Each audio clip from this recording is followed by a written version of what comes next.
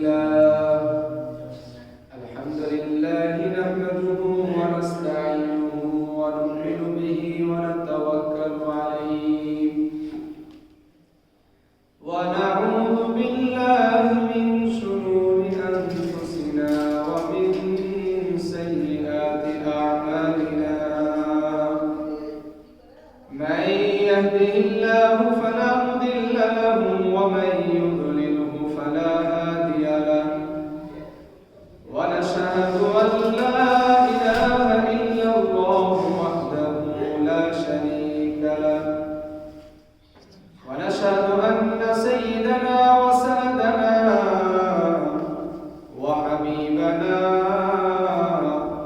وطبيبنا وطبيب قلوبنا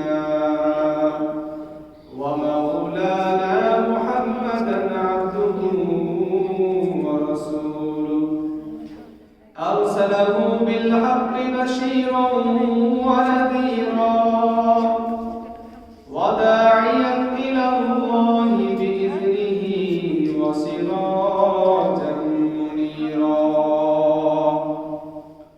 فقد قال الله تعالى في كلامه المجيد والفرقانه الحميد فأعوذ بالله من الشيطان الرجيم بسم الله الرحمن الرحيم سبحان الذي أسرى بعبده ليلا من المسجد الحرام إلى المسجد الأقصى الذي باركنا حوله لنريه من آياتنا إنه هو السميع البصير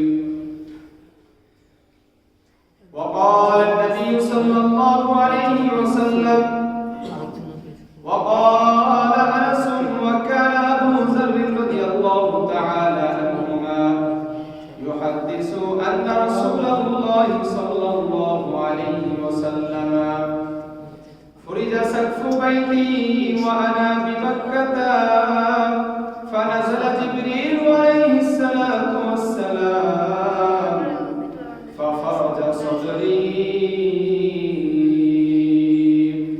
ثم غسله بماء زمزم ثم جاء بقسط من ذهب ممتلئ حكمة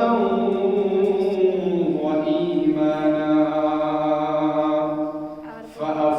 فأفرغها في صدري أو كما قال عليه الصلاة والسلام إن الله وملائكته يصلون على النبي يا أيها الذين آمنوا صلوا عليه وسلموا تسليما اللهم صل على سيدنا مولانا محمد وعلى آل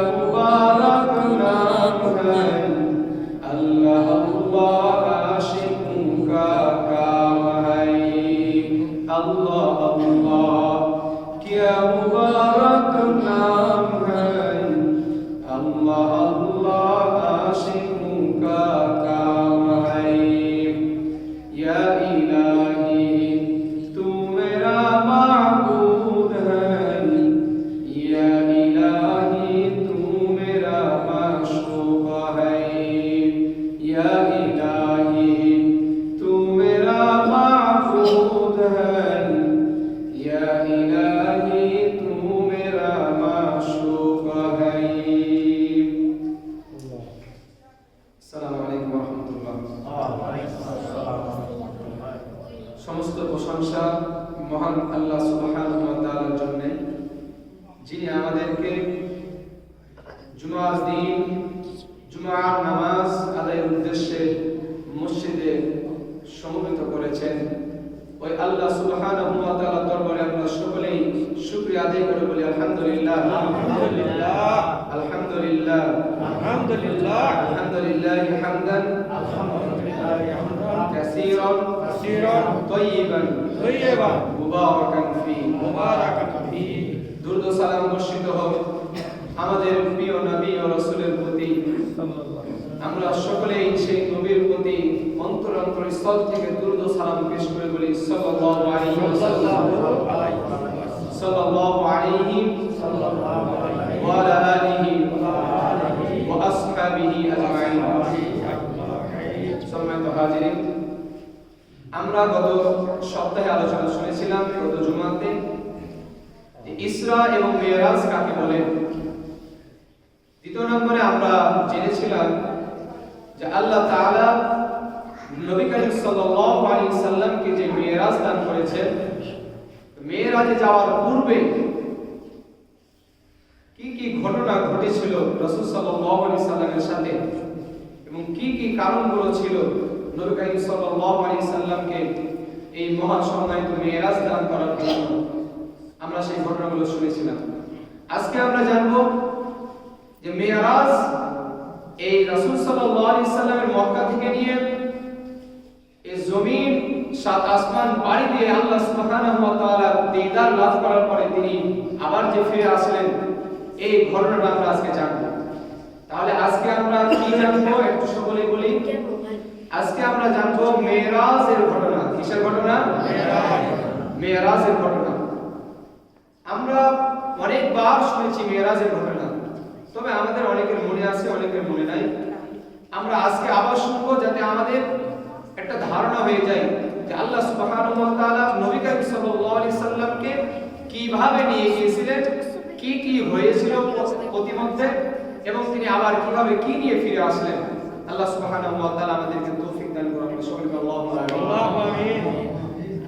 আল্লাহ সুবহানাহু ওয়া তাআলা সূরা বনী ইসরাঈলের মধ্যে বলেন, সুবহানাল্লাযী আসরা বি'আবদিহি লাইলাম মিনাল মাসজিদিল হারাম। মহাপবিত্র মহামহিমায় আল্লাহ সুবহানাহু ওয়া তাআলা তিনার বান্দাকে রাত্রিকালীন সফর করালেন মক্কার বাইতুল্লাহ থেকে বাইতুল মাকদিস পর্যন্ত। আল্লাযী বারাকনা হাওলাহু লিনুরিয়াহু মিন আয়াতিনা, যাতে করে আল্লাহ সুবহানাহু ওয়া তাআলা তিনার বান্দাকে তিনার কিছু নিদর্শন দেখাতে পারেন। এবং আল্লাহ সুবহানাহু ওয়া তাআলা এই ভ্রমণের আশেপাশে বাইতুল্লাহ থেকে বাইতুল মাকদিস পর্যন্ত পুরোটাই আল্লাহ সুবহানাহু ওয়া তাআলা এর আশপাশকে বরকতময় করেছিলেন। আল্লাহ সুবহানাহু ওয়া তাআলা বলেন, ইন্নাহু হুয়াস সামিউল বাসীর, নিশ্চয়ই মহান আল্লাহ তাআলা তিনি সর্বশ্রোতা, তিনি সবকিছুই শুনেন। আল্লাহু আকবার। ওয়া হুয়াস সামিউল বাসীর, তিনি হচ্ছেন সর্বদ্রষ্টা, তিনি সবকিছুই দেখেন। আল্লাহ সুবহানাহু ওয়া তাআলা পবিত্র কুরআনুল কারীমের মধ্যে 15 নম্বর পারা সূরা বনী ইসরাঈলের মধ্যে এই যে মেরাজ, এই যে ইসরা, বাইতুল হারাম থেকে বাইতুল মাকদিস পর্যন্ত আল্লাহ সুবহানাহু ওয়া তাআলা যে সফর করিয়েছেন এবং বাইতুল্লাহ থেকে নিয়ে বাইতুল মাকদিস থেকে নিয়ে আরশে আজিম পর্যন্ত যে রাসূল সাল্লাল্লাহু আলাইহি সাল্লামকে নিয়ে গেছেন, এর একটা দলিল এই সূরা বনী ইসরাঈলের মধ্যে আমরা জানতে পারলাম। আল্লাহ রাসূল সাল্লাল্লাহু আলাইহি সাল্লামের হাদিস, সহিহ বুখারীর হাদিস, قال انس رضي الله تعالى عنه وكان ابو ذر رضي الله تعالى عنه, হযরত আনাস রাদিয়াল্লাহু তাআলা আনহু এবং হযরত আবু যর রাদিয়াল্লাহু তাআলা আনহু হতে বর্ণিত, ইউহাদ্দিসু আন্না রাসূলুল্লাহ সাল্লাল্লাহু আলাইহি ওয়াসাল্লাম, তিনারা বলেন যে নবী করিম সাল্লাল্লাহু আলাইহি সাল্লাম ইরশাদ করেন, নবী করিম সাল্লাল্লাহু আলাইহি সাল্লাম ইরশাদ করেন, তিনি বর্ণনা করেন যে ফরিজা সাকফু বাইতি আনা বিমাক্কাতা, অর্থাৎ তিনি মেরাজের রাত্রির ঘটনা বর্ণনা করতে গিয়ে বলেন যে এক রাত্রিতে আমি মক্কায় ছিলাম, মক্কায় শুয়েছিলাম বা মক্কায় ছিলাম। ফরিজা সাকফু বাইতি, আমি দেখতে পেলাম আমার মাথার উপরের ছাদ দুই ভাগে ভাগ হয়ে গেল। কয় ভাগে? দুই ভাগে, অর্থাৎ মাঝখান ফাঁকা হয়ে গেল। ফানাজালা জিবরিল, হযরত জিবরাইল আলাইহিস সালাতু ওয়াস সালাম অবতরণ করলেন। বলেন তো জিবরাইল আলাইহিস সালাম কি এই প্রথম নবীজির কাছে এসেছেন না এর আগেও এসেছেন? এর আগেও এসেছেন। তবে এর আগে কিন্তু ছাদ একবারও ফাঁকা হয় নাই, এইবার ফাঁকা হলো। তার মানে কি বোঝা যাচ্ছে যে একটা কোনো কিছু ঘটতে চলেছে। নবী করিম সাল্লাল্লাহু আলাইহি সাল্লাম বলেন ফানাজালা জিবরিল আলাইহিস সালাতু ওয়াস সালাম, সেই ছাদের ফাঁকা দিয়ে নবী হযরত জিবরিল আলাইহিস সালাম অবতরণ করলেন, প্রবেশ করলেন। ফাফরাজা সাদরি, অতঃপর তিনি প্রবেশ করে আমার বক্ষটা তিনি বিদীর্ণ করলেন, আমার বক্ষটা তিনি বিদীর্ণ করলেন, ফাঁকা করলেন।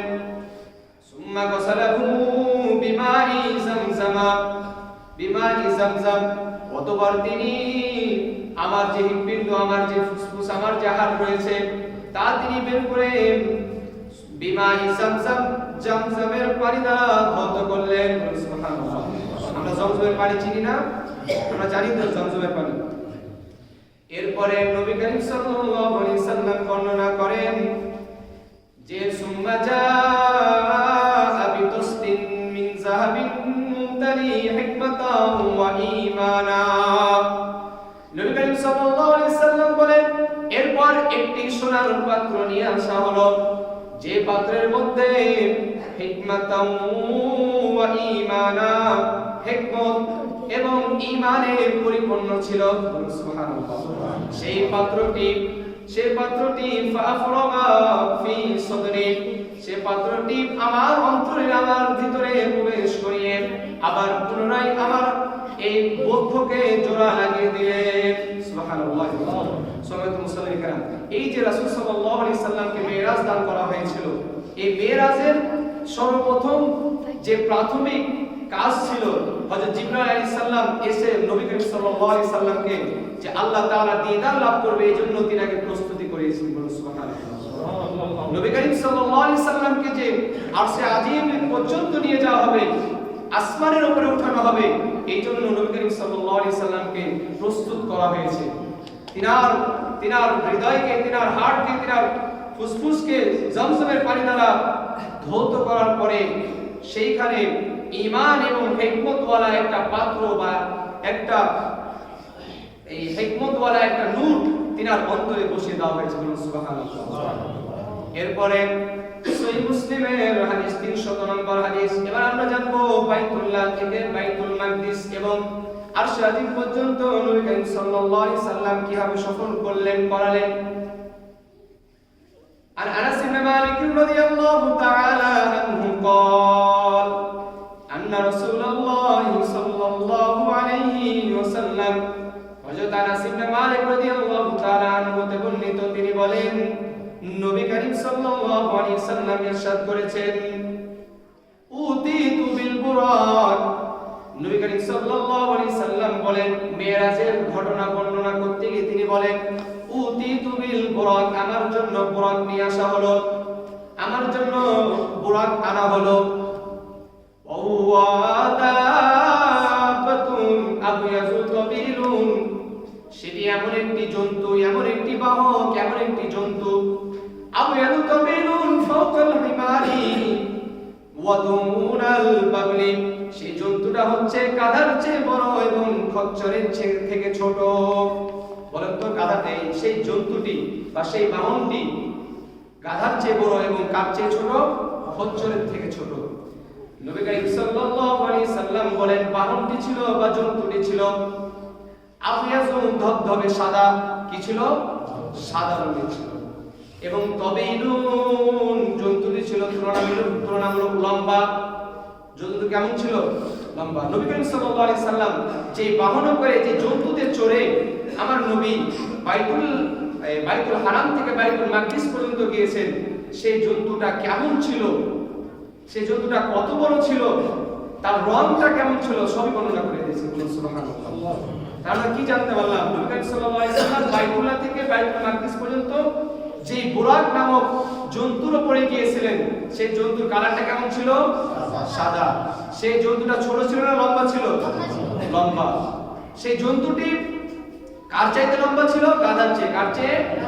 গাধার চেয়ে। এবং খচ্চরের থেকে ছোট ছিল। তাহলে আমরা জানলাম নবী করিম সাল্লাল্লাহু আলাইহি সাল্লাম কোন জন্তুতে আরোহণ করে, কোন জন্তুর উপর আরোহণ করে তিনি বাইতুল্লাহ থেকে বাইতুল মাকদিস পর্যন্ত গিয়েছেন। নবী করিম সাল্লাল্লাহু আলাইহি সাল্লাম অন্য এক হাদিসের মধ্যে বলেন, যখন নবী করিম সাল্লাল্লাহু আলাইহি সাল্লাম সেই বুরাক নামক জন্তুর উপর উঠার উপক্রম হলেন, সেই জন্তুটি অনেকটা হইচই করতে লাগলো।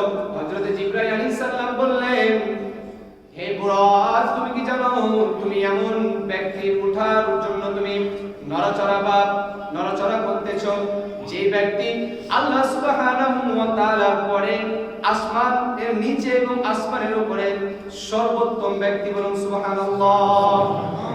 তুমি এমন ব্যক্তি তোমার উপর আরোহণ করবে যে ব্যক্তির মর্যাদা আল্লাহ সুবহানাহু ওয়া তাআলার পরে তিনি হচ্ছেন সর্বশ্রেষ্ঠ।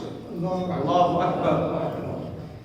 এরপরে নবী করিম সাল্লাল্লাহু আলাইহি সাল্লাম সেই বুরাক নামক জন্তুর উপর আরোহণ করলেন। নবী করিম সাল্লাল্লাহু আলাইহি সাল্লাম বলেন যে ফাআতাইতুল মাকদিস, আমি বাইতুল মাকদিসে আসলাম। বাইতুল মাকদিসে আসার পরে আমি সেই বুরাক নামক জন্তুটি সেই খুঁটিতে বাঁধলাম, যেই খুঁটিতে অন্যান্য আম্বিয়া কেরাম, অন্যান্য নবী রাসূলগণ পারতেন। সুবহানাল্লাহ। এরপরে ফাদাখালতুল মসজিদ, আমি মসজিদে প্রবেশ করলাম। মসজিদে প্রবেশ করার পরে ফাসাল্লাইতু রাকাতাইনে, আমি 2 রাকাত নামাজ আদায় করলাম। কয় রাকাত? 2 রাকাত। মসজিদে প্রবেশ করলে কয় রাকাত নামাজ পড়তে হয়? 2 রাকাত। দুখুলুল মসজিদ, মসজিদের হক। সম্মানিত মুসল্লিরা কেরাম, এই যে আমরা এটা শিখলাম, নবী করিম সাল্লাল্লাহু আলাইহি সাল্লাম বাইতুল্লাহ থেকে বাইতুল মাকদিস পর্যন্ত যে সফর করার পরে মসজিদে প্রবেশ করে তিনি সর্বপ্রথম 2 রাকাত নামাজ আদায় করেছেন। তা আমরা কি 2 রাকাত নামাজ আদায় করতে পারবো না? বলেন ইনশাআল্লাহ। আল্লাহ সুবহানাহু ওয়া তাআলা আমাদেরকে তৌফিক দান করুন। সকলে আল্লাহুম্মা আমিন। এরপরে নবী করিম সাল্লাল্লাহু আলাইহি সাল্লাম বর্ণনা করেন, আমি 2 রাকাত নামাজ আদায় করে ফাখরাজতু, আমি বাইরে বের হলাম।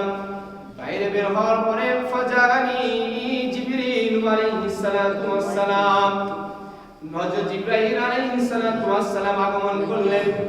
বিইনাইন মিন লাবানিন ওয়া ইনাইন মিনাল খামরি। একটু খেয়াল করি যে নবী করিম সাল্লাল্লাহু আলাইহি সাল্লাম বাইতুল মাকদিসে 2 রাকাত নামাজ আদায় করে বের হলেন। বের হওয়ার পরে হযরত জিবরাইল আলাইহিস সালাতু ওয়াস সালাম নিয়ে আসলেন 2টা জিনিস। কয়টা জিনিস? 2টা পাত্র নিয়ে এসেছেন। একটা পাত্রে রয়েছে বিইনাইন মিনাল লাবানি, এক পাত্রের মধ্যে রয়েছে দুধ। ওয়া ইনাইন মিনাল খামরি, অপর পাত্রের মধ্যে রয়েছে মদ। কি রয়েছে? মদ বা শরাব। হযরত মুহাম্মদ সাল্লাল্লাহু আলাইহি সাল্লাম বলেন, ফাকুল লাবানা, আমি দুধ যে পাত্র রয়েছে সেই পাত্রটি গ্রহণ করলাম। জিবরাইল আলাইহিস সালাম বললেন, ইখতারতা আল ফিতরাতা, হে নবী, হে রাসূল সাল্লাল্লাহু আলাইহি সাল্লাম, আপনি আপনার ফিতরাত অনুযায়ী আপনি পাত্র গ্রহণ করেছেন। অন্য হাদিসের মধ্যে পাওয়া যায় জিবরাইল আলাইহিস সালাম বলেছিলেন, যদি আপনি এই দুধ পাত্রটি গ্রহণ না করে যদি মদের পাত্রটি গ্রহণ করতেন তাহলে আপনার উম্মত পথভ্রষ্ট হয়ে যেত। আল্লাহ তাআলার নিকট শুকরিয়া। জিবরাইল আলাইহিস সালাম বললেন, ওই আল্লাহর প্রশংসা যিনি আপনাকে হিদায়াতের পথ দেখিয়েছেন, অর্থাৎ আপনি দুধের পাত্রটি গ্রহণ করেছেন। বলেন তো, বাইতুল মাকদিস থেকে বের হওয়ার পরে জিবরাইল আলাইহিস সালাম কয়টি পাত্র নিয়ে এসেছিলেন? 2টি। একটি পাত্রে কি ছিল? দুধ। আরেকটি পাত্রে কি ছিল? মদ। নবী করিম সাল্লাল্লাহু আলাইহি সাল্লাম কোন পাত্রটি গ্রহণ করেছেন? দুধ। তাহলে আমরা এটা জানলাম এখন পর্যন্ত। এরপরে নবী করিম সাল্লাল্লাহু আলাইহি সাল্লাম বর্ণনা করেন, সুম্মা আজাবনা ইলাস সামাই, এরপরে আমরা আমাদেরকে জিবরাইল আলাইহিস সালাম আর আমি ঊর্ধ্ব আকাশে গমন করার পরে প্রথম আসমানের নিকট পৌঁছলাম, তার প্রান্তে পৌঁছলাম। আসমানের দরজা বন্ধ। ফাস্তাফতাহা জিবরিল আলাইহিস সালাতু ওয়াস সালাম, হযরত জিবরাইল আলাইহিস সালাতু ওয়াস সালাম প্রথম আসমানের ফেরেশতার নিকট দরজা খুলে দেওয়ার অনুমতি চাইলেন। বলেন তো জিবরাইল আলাইহিস সালাম ফেরেশতাদের মধ্যে তিনি কয় নাম্বার ছিলেন? এক নম্বরে ছিলেন। তিনি হচ্ছেন সর্বশ্রেষ্ঠ ফেরেশতাদের মধ্যে, তিনি সবচেয়ে বড় বা তিনার মর্যাদাটা সবচেয়ে বড় ফেরেশতাদের মধ্যে। আর তিনার সাথে যিনি রয়েছেন তিনি হচ্ছেন এই ইহজগৎ পরজগৎ আল্লাহর পরে কে সর্বশ্রেষ্ঠ? হযরত মুহাম্মদ সাল্লাল্লাহু আলাইহি ওয়াসাল্লাম। তারপরও একটু চিন্তা করুন তো, প্রথম আসমানে আমার নবীর সাথে রয়েছে, জিবরাইল আলাইহিস সালাম রয়েছেন, তারপরে তিনি অনুমতি চাইছেন উপরে প্রবেশ করার জন্য। এখান থেকে আমাদের কি শিক্ষণীয় বিষয় নয়? কারো বাড়িতে প্রবেশ করার সময় আমাদের অনুমতি ছাড়া প্রবেশ করা যাবে না। এই যে একটা শিক্ষা, এই যে একটা শিষ্টাচার আদব আমাদেরকে এই মেরাজের মাধ্যমে দেওয়া হয়েছে। আমরা যখন কোনো জায়গায় প্রবেশ করব প্রথমে তার অনুমতি নেওয়া লাগবে। নবী করিম সাল্লাল্লাহু আলাইহি সাল্লাম বর্ণনা করেন, জিবরাইল আলাইহিস সালাম ফাস্তাফতাহা জিবরিল আলাইহিস সালাতু ওয়াস সালাম, হযরত জিবরাইল আলাইহিস সালাম প্রথম আসমানের ফেরেশতাদের নিকট অনুমতি চাইলেন। তিনাকে বলা হলো ফাকিলা, তিনাকে বলা হলো মান আনতা, আপনি কে?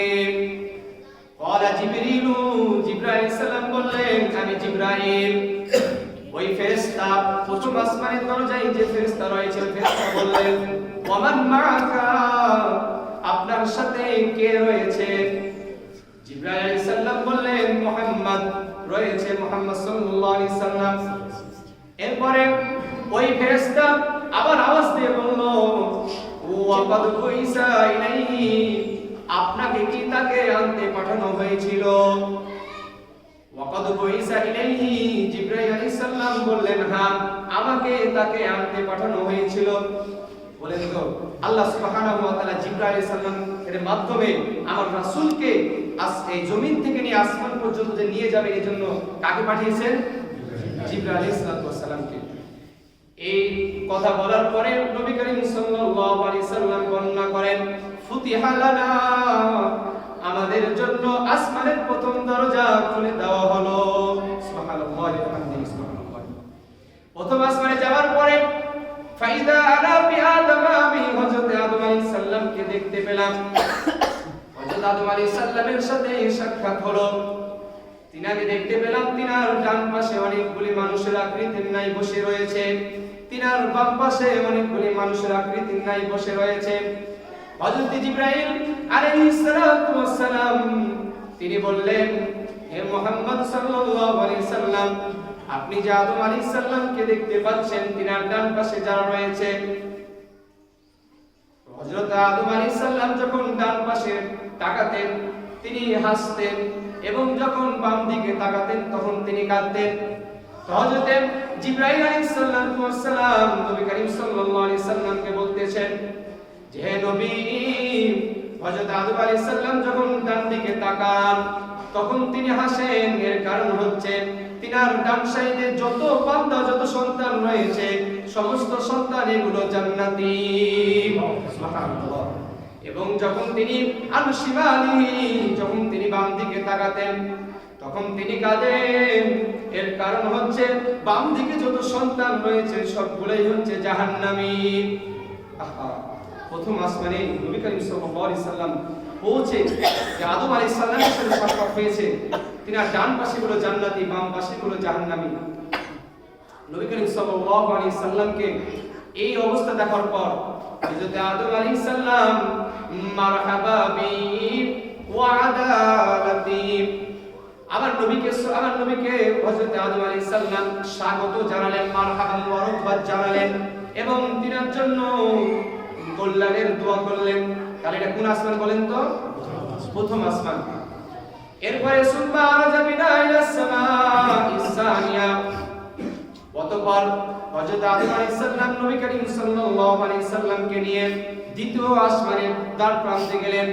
ঠিক অনুরূপভাবে প্রথম আসমানে যেমন অনুমতি চাওয়া হয়েছিল, ফাকিলা বলা হলো মান আনতা, আপনি কে? তিনি বললেন আমি জিবরাইল। আপনার সাথে কে রয়েছে? মুহাম্মদ সাল্লাল্লাহু আলাইহি সাল্লাম রয়েছে। আপনাকে কি তাকে আনতে পাঠানো হয়েছিল? তিনি বললেন হ্যাঁ, আমাকে আনতে পাঠানো হয়েছিল। এরপরে ফুতিহা লানা, নবী করিম সাল্লাল্লাহু আলাইহি সাল্লাম বললেন আমাদের জন্য দ্বিতীয় আসমানের দরজা খুলে দেওয়া হলো। ফাইদা আনা বিবনাইল খালা, আমরা দ্বিতীয় আসমানে গিয়ে এমন দুইজন ব্যক্তির সাথে সাক্ষাৎ করলাম যারা পরস্পর সম্পর্কে খালাতো ভাই।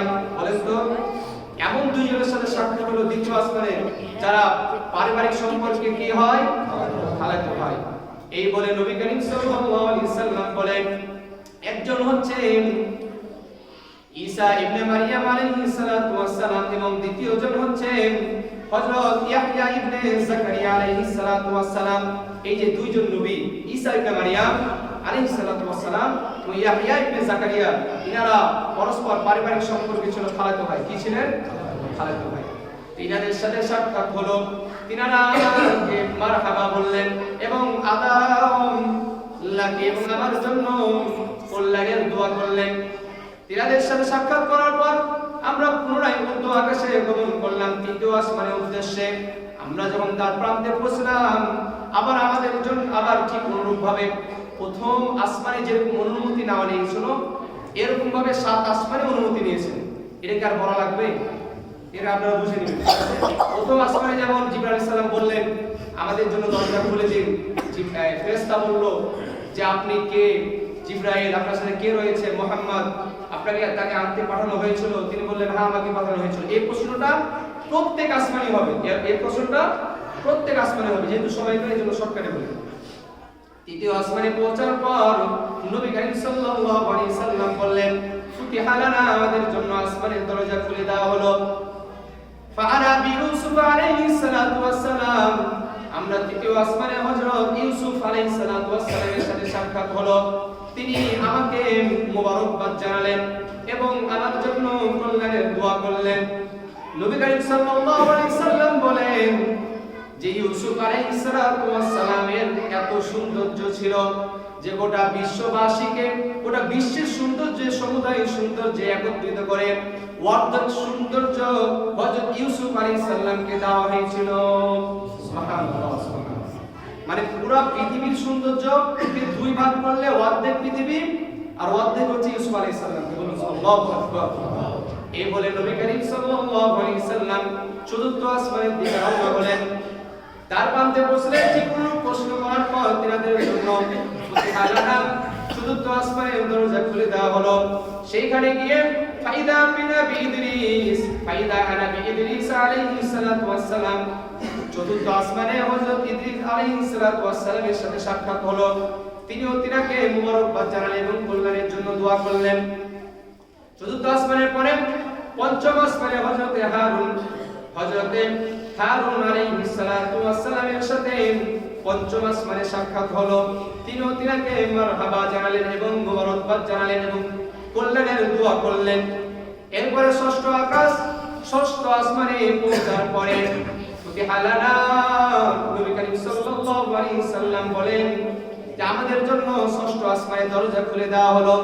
ফাইদা আনা বিমূসা আলাইহিস সালাতু ওয়াস সালাম, ষষ্ঠ আসমানে আমরা হযরত মূসা আলাইহিস সালাতু ওয়াস সালামের সাথে সাক্ষাৎ করলাম। কার সাথে? মূসা কালিমুল্লাহ, তিনার সাথে সাক্ষাৎ হলো। তিনি আমাকে মারহাবা জানালেন, মোবারকবাদ জানালেন এবং আমার জন্য কল্যাণের দোয়া করলেন। অতঃপর আমি সপ্তম আসমানের দিকে রওনা হওয়ার পর আবার ঠিক অনুমতি চাইলাম। অনুমতি দেওয়া হলে আমরা সপ্তম আসমানে প্রবেশ করলাম। সপ্তম আসমানে প্রবেশ করার পরে আমরা দেখতে পেলাম হযরত ইব্রাহিম আলাইহিস সালাম বাইতুল মামুরের দিকে পিঠ করে তিনি বসে রয়েছেন। বাইতুল মামুর হচ্ছে বাইতুল্লাহ বা মক্কা, যে আল্লাহর ঘর রয়েছে কাবা। এই কাবার সোজাসুজি 7 আসমানের উপর আরশে আজিমের উপরে একটা ঘর রয়েছে, যে ঘরকে বলা হয় বাইতুল মামুর। কি বলা হয়? বাইতুল মামুর। বলেন তো বাইতুল মামুরটা কোথায় রয়েছে? 7 আসমানের উপরে। ঠিক আমাদের কাবা ঘরটা যেখানে রয়েছে ওই বরাবর 7 আসমানের উপর রয়েছে। বলেন সুবহানাল্লাহ। ঠিক ওই বরাবর হাদিসের মধ্যে এসেছে। এরপরে হযরত ইব্রাহিম আলাইহিস সালাতু ওয়াস সালাম তিনাকে মোবারকবাদ জানালেন এবং কল্যাণের দোয়া করলেন। দোয়া করার পরে নবী করিম সাল্লাল্লাহু আলাইহি সাল্লামকে সিদরাতুল মুনতাহা নামক স্থানে নিয়ে যাওয়া হলো, অর্থাৎ শেষ সীমানা, যেই সীমানা পর্যন্ত মানুষ এবং ফেরেশতাদের যাওয়ার অনুমতি রয়েছে, এরপরে আর যাওয়ার অনুমতি নাই। সিদরাতুল মুনতাহা একটি বড়ই গাছের নাম, মুনতাহা মানে শেষ প্রান্ত। সিদরাতুল একটি বড়ই গাছের নাম, যে বড়ই গাছের পাতাগুলো হাতির কানের মতো। কার মতো? হাতির কানের মতো। হাদিসের স্পষ্ট হাদিস। এবং তার ফলগুলো হচ্ছে বড় বড় মক্কার মতো, অর্থাৎ অনেক বড় বড় ফল। নবী করিম সাল্লাল্লাহু আলাইহি সাল্লাম বলেন, এরপরে হযরত জিবরাইল আলাইহিস সালাম আমাকে ছেড়ে দিলেন। এরপরে আমি একাই আল্লাহ তাআলার নিকট গেলাম। আল্লাহ সুবহানাহু ওয়া তাআলার নিকট গিয়ে তিনি আমার উপর যা দেওয়ার, যা ওহী অবতীর্ণ করার তিনি করলেন, দিদার লাভ করলেন। দিদার লাভ করার পরে নবী করিম সাল্লাল্লাহু আলাইহি সাল্লামকে আল্লাহ সুবহানাহু ওয়া তাআলা কত ওয়াক্ত নামাজ দান করেছিলেন? 50। আপনারা সকলেই জানেন 50 ওয়াক্ত নামাজ দান করার পরে হযরত মুহাম্মদ সাল্লাল্লাহু আলাইহি সাল্লাম তিনি ফিরে আসলেন। ষষ্ঠ আসমানে আবার হযরত মূসা আলাইহিস সালামের সাথে সাক্ষাৎ। তিনার সাথে সাক্ষাৎ হওয়ার পরে তিনি জিজ্ঞাসা করলেন, ইয়া হাবিবাল্লাহ, হে আল্লাহর রাসূল, আল্লাহ সুবহানাহু ওয়া তাআলা আপনাকে কি দিয়েছেন? হযরত মুহাম্মদ সাল্লাল্লাহু আলাইহি সাল্লাম বললেন 50 ওয়াক্ত নামাজ।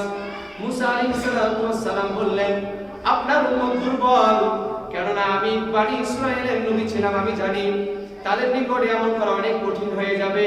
আপনি আল্লাহ তাআলার নিকট আবার ফিরে গিয়ে একটু আবেদন করুন, যেন আল্লাহ সুবহানাহু ওয়া তাআলা কমিয়ে দেয়। হুজুর সাল্লাল্লাহু আলাইহি সাল্লাম, নবী করিম সাল্লাল্লাহু আলাইহি সাল্লাম আল্লাহ তাআলার নিকট গেলেন। এইভাবে তিনি প্রায় 9 বার গিয়ে 5 ওয়াক্ত নামাজ কমাতে মোট 45 ওয়াক্ত নামাজ কমিয়ে ফেলেছেন। এরপরে যখন আবার মূসা আলাইহিস সালামের নিকট আসলেন, মূসা আলাইহিস সালাম আবারও বললেন যে মুহাম্মদ, আপনি আবার আল্লাহ তাআলার নিকট যান, কারণ আপনার উম্মতের জন্য এই 5 ওয়াক্ত নামাজও কঠিন হয়ে যাবে, তারা অনেক দুর্বল। কিন্তু নবী করিম সাল্লাল্লাহু আলাইহি সাল্লাম বললেন যে আমি আবার যেতে লজ্জা বোধ করলাম, এইজন্য আমি আর যাইনি। এই যে আল্লাহ সুবহানাহু ওয়া তাআলা আমাদের উপর 5 ওয়াক্ত নামাজ ফরজ করেছেন, এই 5 ওয়াক্ত নামাজ আমরা যদি জামাতের সাথে আদায় করি তাহলে আল্লাহ সুবহানাহু ওয়া তাআলা আমাদের সকলকে 50 ওয়াক্তের সওয়াব দান করবেন। সুবহানাল্লাহ। আমরা যদি 5 ওয়াক্ত নামাজ পড়তে পারি তাহলে আমরা 50 ওয়াক্তের সওয়াব পাবো।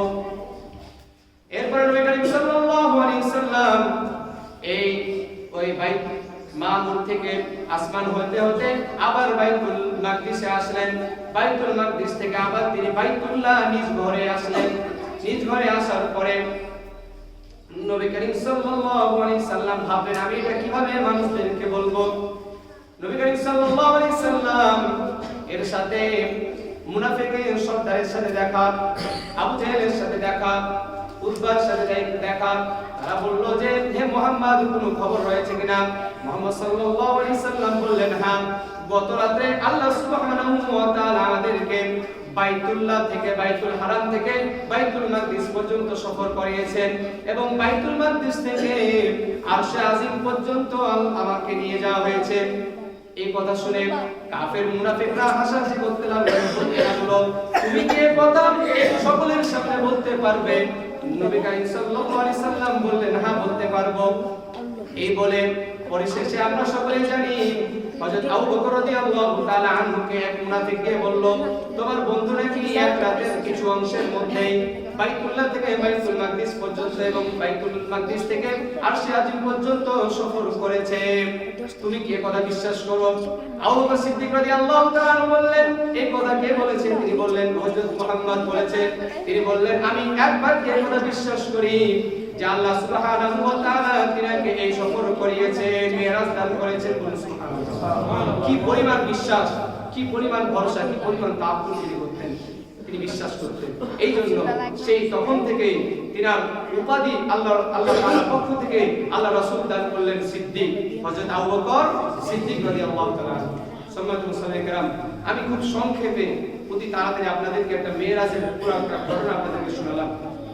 আশা করি আপনারা অনেকেই বুঝতে পেরেছেন যে এই মেরাজ বাইতুল হারাম থেকে বাইতুল মাকদিস এবং বাইতুল মাকদিস থেকে আরশে আজিম পর্যন্ত কোথায় কোথায় কার সাথে দেখা হয়েছে, কিভাবে কে কিভাবে রাসূলের সাথে ব্যবহার করেছেন, রাসূল সাল্লাল্লাহু আলাইহি সাল্লাম কি কি দেখেছেন আপনাদেরকে বললাম। আল্লাহ সুবহানাহু ওয়া তাআলা আমাদেরকে এই মেরাজ থেকে যে শিক্ষা আমাদেরকে আল্লাহ তাআলা দিয়েছেন সেই অনুযায়ী আমল করার তৌফিক দান করুন সকলকে আল্লাহুম্মা আমিন। এবং আমাদেরকে যে 5 ওয়াক্ত নামাজ দান করেছেন, আমরা একটু চিন্তা করি তো আমরা কি 5 ওয়াক্ত নামাজ পড়ছি? সম্মানিত মুসল্লিরা কেরাম, আপনাদের প্রতি আহ্বান থাকবে আপনারা একটু নামাজটা পড়ুন। নামাজ পড়বেন নিজের জন্য, কার জন্য? যদি আমরা নামাজ পড়তে পারি তাহলে আমরা 5 ওয়াক্ত নামাজ পড়লে কত সওয়াব পাবো? 50। আল্লাহ সুবহানাহু ওয়া তাআলা আমাদেরকে 5 ওয়াক্ত নামাজ জামাতের সাথে পড়ার তৌফিক দান করুন। আমরা সকলে আল্লাহুম্মা আমিন। ওয়া আখিরু দাওয়ানা আলহামদুলিল্লাহি রাব্বিল আলামিন।